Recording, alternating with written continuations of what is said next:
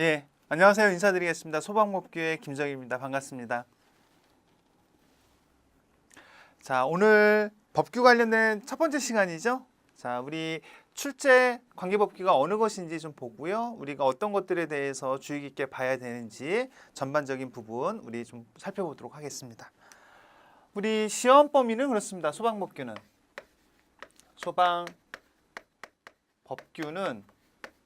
딱 정해져 있습니다. 그죠? 관계법규가 첫 번째 소방 기본법이 됩니다. 기본법. 두 번째는 좀 제목이 좀 길어요. 그래서 약칭 쓰는데요. 약칭은 소방 시설법이라고 합니다. 소방 시설법. 정확하게는 화재 예방, 소방 시설 설치 유지 및 안전 관리에 관한 법률. 굉장히 길죠? 그래서 약칭 소방 시설법이라고 합니다. 세 번째는 소방 시설 공사업법이라고 합니다. 업법. 마지막으로 위험물 안전관리법입니다. 이와 관련된 법에 대해서 출제가 되고요. 이 네 개 법과 관련된 시행령 그리고 시행규칙이 시험 범위에 해당이 됩니다. 그리고 각각 이거와 관련된 별표도 우리의 출제 범위에서 상당히 중요하게 다뤄지고 있습니다. 그래서 시행령 별표, 시행규칙 별표도 출제 범위에 해당이 된다라는 것을 보시면 되겠습니다. 그래서 우리 소방관계법규에서는 20문제 출제되죠? 20문제 출제가 됩니다. 각각 특이한 사항이 아니라면 각각 5문제씩 출제가 되는 것이 아주 노멀한 것이다 라고 생각하시면 됩니다. 각각 뭐 이렇게 나오지 않는 경우들이 있어요. 가끔 때에 따라서는 여기서 뭐 4문제가 나오면 뭐 다른 쪽에서 뭐 6문제가 나온다거나 그렇게 할 수 있습니다. 여하튼 20문제가 출제가 된다라고 보시면 되겠습니다. 자, 물리적으로 봤을 때 여러분들께서 가장 어려워하는 곳이 어디냐면 여기입니다. 그렇다면 가장 쉽다라고 하는 부분은 어디겠느냐? 소방기본법과 소방시설 공사업법이 되겠습니다. 그래서 통상 여러분들이 공부를 하신다면 공채를 준비하신다면 여기에 대해서는 어떻다? 5문제씩 다 맞추셔야 됩니다.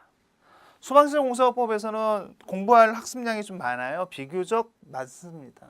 그리고 또 위험물 안전관리법도 어디 부분이 좀 어려우냐면 이 시행규칙과 관련된 내용의 별표 부분이 학습해야 될 내용이 좀 비교적 많다. 그래서 보면 여기도 좀 어렵다라고 이야기할 수 있습니다. 왜? 요 별표와 관련된 내용이 좀 여러분들을 힘들게 합니다. 여하튼 여기서 한 문제 정도가 좀 어렵게 나오는 것을 제외한다면 이 중에 여러분들이 18문제 정도는 평이하게 득점할 수 있다라고 생각하시면 됩니다. 그래서 이번 기본 과정만 잘 들으셔도 85점에서 90점 정도는 제가 장담해 드릴 수 있습니다. 아시겠죠? 자, 그렇기 때문에 학습량과 내용도 비교적 쉬운 소방기본법 그리고 소방시설 공사업법과 관련된 내용은 주의해서 보시면 되겠습니다. 자, 그렇다면 첫 시간이기 때문에 소방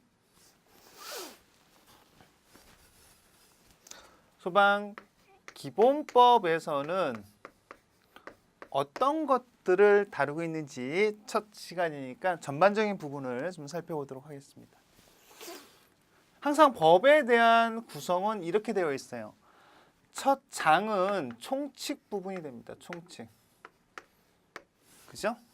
마지막 장은 뭐 한 7, 뭐 8, 뭐 9, 뭐 이런 형태들이 있다면 그죠? 각 법에서 약간씩 다르겠지만 뭐 보칙이라든지 또는 감독이라든지 또는 벌칙과 관련된 부분으로 구성이 된다라고 생각하시면 돼요.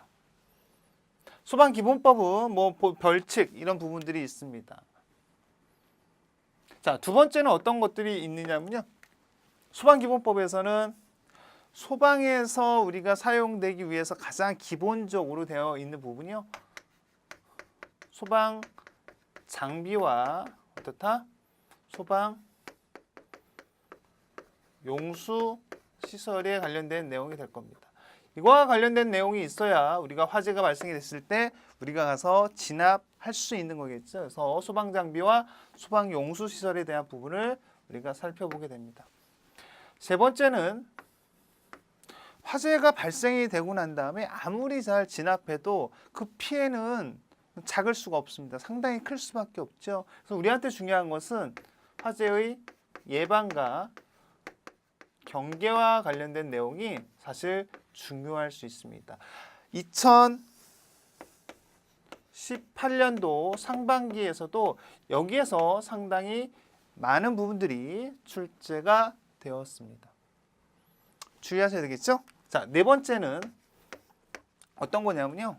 결국에는 화재의 예방과 경계 다음에 화재가 발생된 이후에 우리가 취할 수 있는 것은 진압이겠죠. 그러한 활동들을 우리는 사실은 소방 활동이라고 합니다. 소방 활동.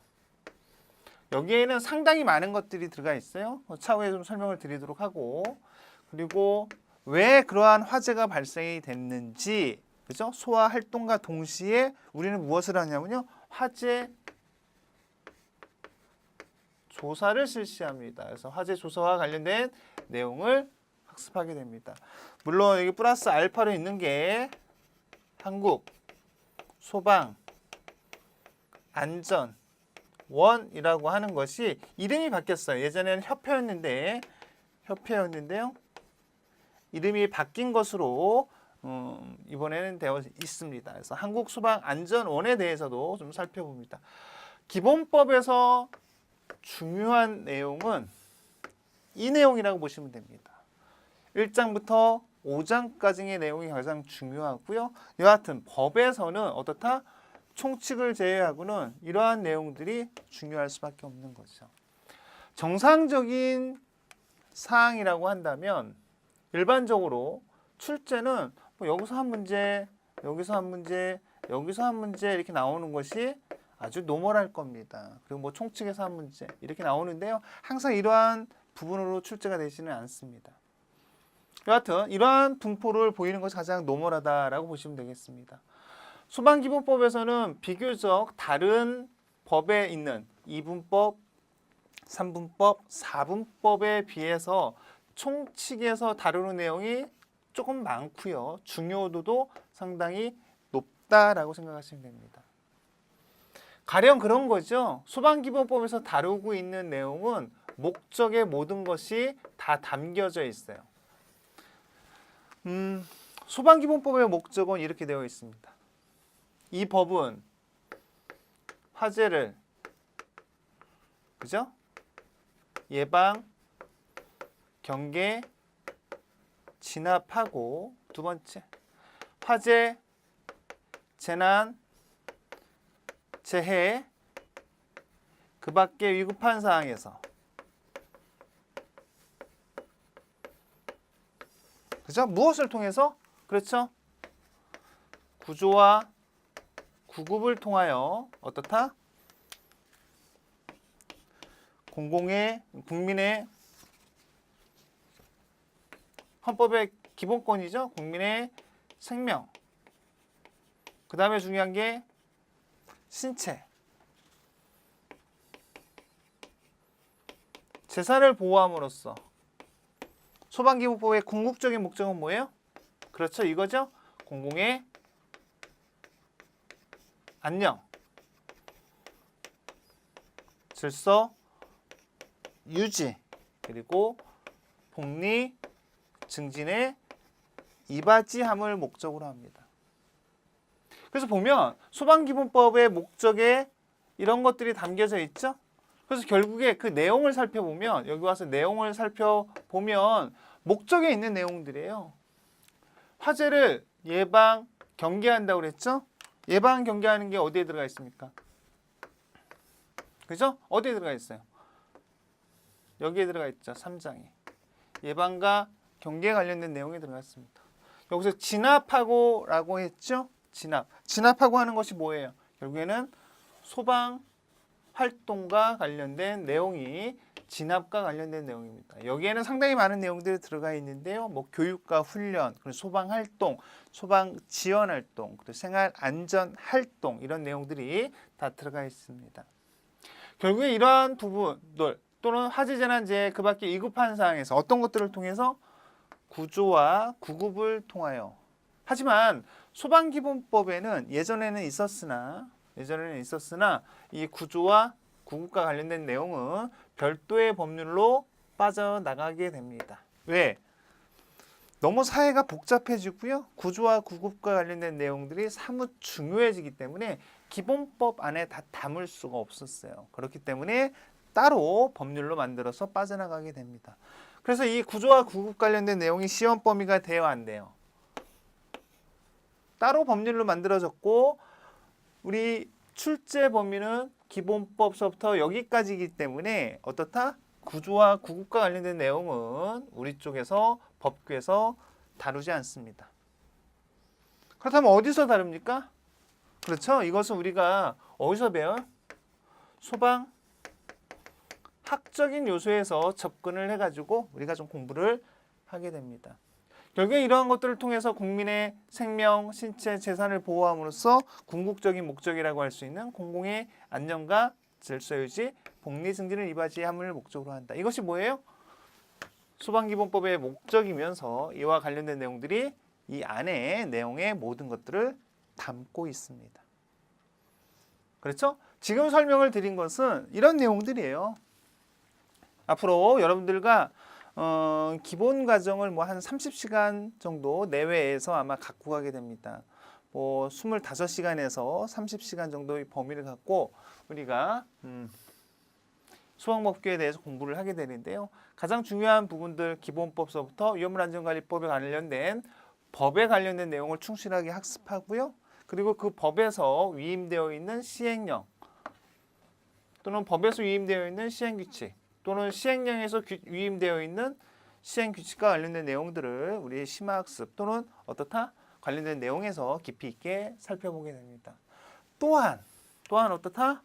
이 법에 다 담을 수 없는 내용들을 별도의 별표로 만들어 놓은 것까지 우리가 학습하게 되죠.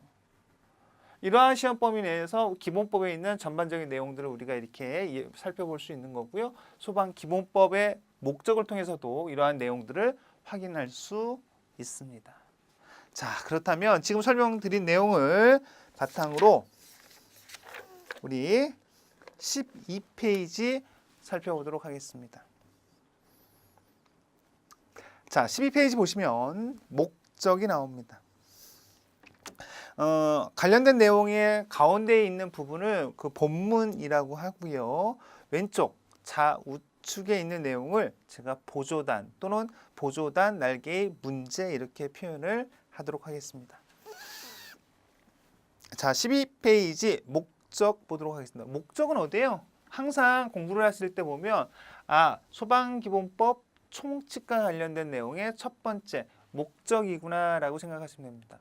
그리고 두 번째 2조는 특이한 사항이 없다면 항상 법에 있어서는 그 다음에 그 법에 사용될 용어를 정의하고 갑니다. 그래서 보시면 13페이지 용어의 정의를 확인하실 수 있습니다. 자, 목적 보시면 지금 말씀드린 것 같이 화재를 예방, 경계, 진압하고 그죠? 예방, 경계, 진압하고 화재, 재난, 재해 그 밖에 위급한 상황에서 국민의 위급한 상황에서 구조와 구급을 통하여 국민의 생명과 신체와 재산을 보호함으로써 궁극적인 목적은 어떻다? 공공의 안녕, 질서 유지, 복리 증진에 이바지함을 목적으로 하고 있습니다. 여러분들이 1차에서 합격하고 신체도 합격하고 가게 되면 여러분들이 이제 면접에 3차 시험을 보게 되는데요. 면접에서 보면 이 소방기본법의 목적은 자주 물어볼 수 있고요. 여러분들이 여러모로 활용할 수 있기 때문에 정확히 암기하시기 바라겠습니다. 그래서 좌측에 우리 보조단에 있는 1번 문제를 살펴보면 어때요? 13년 경기에서 나왔던 건데요. 화재, 재난이 되겠죠. 니은번에 있는 것은 그 밖에 위급한 사항이 되죠. 그리고 세 번째 디귿은 구조, 구급이 되고요. 마지막 리을은 공공의 안녕이 됩니다. 우리 주의하실 것은 여기에 있는 공공의 안녕인데요. 안녕과 안전은 전혀 다르다. 세이프티하고는 전혀 다르다라는 겁니다. 주의해서 보시면 되겠고요. 12페이지 하단에 있는 전반적인 내용 관련된 부분들은 우리가 4개분법을 다 공부하시게 되면 이러한 차이점을 확인하실 수 있습니다. 지금은 첫 시간이니까요. 이런 게 있구나라고만 좀 생각하시면 되겠습니다. 두 번째는 용어의 정의가 됩니다. 용어의 정의에서는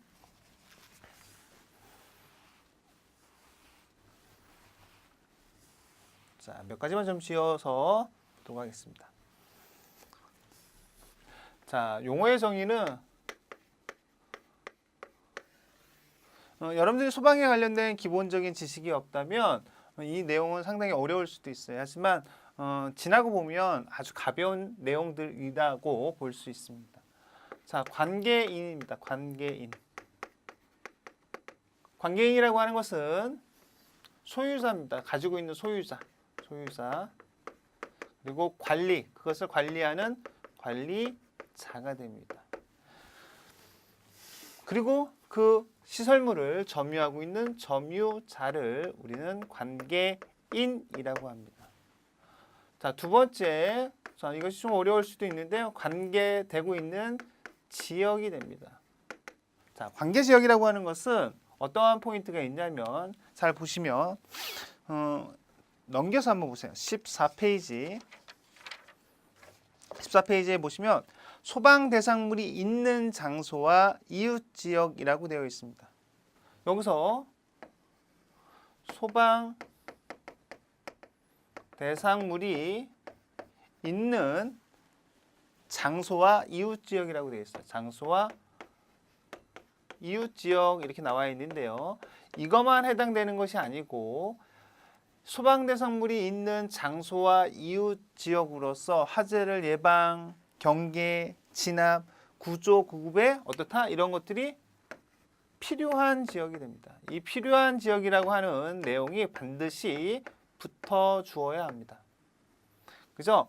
문제에서 관계지역이라고 하는 것은 소방 대상물이 있는 장소, 그 이웃 지역이다라고 하면 그것은 어떻다? 잘못된 표현이 됩니다. 자, 그렇다면 여기서 얘기하는 소방 대상물, 자, 굉장히 중요하죠?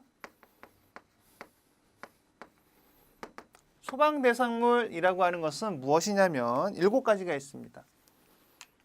그죠? 우리가 지금 어디에 있어요? 건축물에 있죠? 그래서 건축물이 됩니다. 첫 번째, 건축물.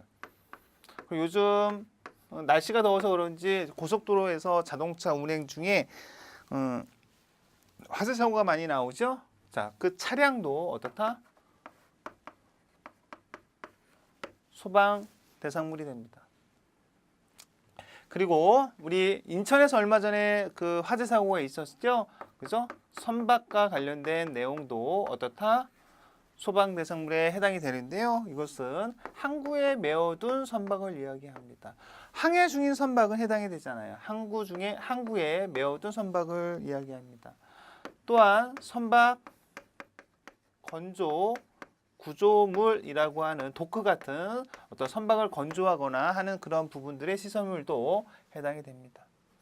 또 산림 그리고 인공 구조물과 물건을 포함해서 우리는 무엇이라고 한다?